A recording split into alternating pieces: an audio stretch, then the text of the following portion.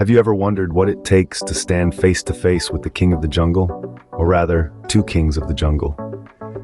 Let's unravel a tale of courage and tenacity, where an ordinary day turned extraordinary. In the heart of a dense, rain-soaked forest, a young and energetic girl named Maya was out for her usual exploration. She was a local, familiar with every tree, every creek, every hidden path that the forest had to offer. On this particular day, the skies were gray, and the air was thick with suspense.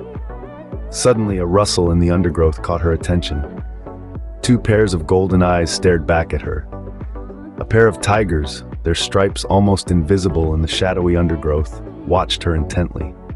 Maya's heart pounded in her chest, but she didn't let fear overcome her. She remembered the stories her grandfather had told her about the spirits of the forest and respecting every creature's power. She stood her ground, maintaining eye contact with the beasts. The rain poured down harder, but neither Maya nor the tigers moved. It was a standoff, a test of courage and will. Hours seemed to pass. Finally, one of the tigers growled, a low rumble that echoed through the forest. But Maya didn't flinch. She held her ground, her gaze unwavering.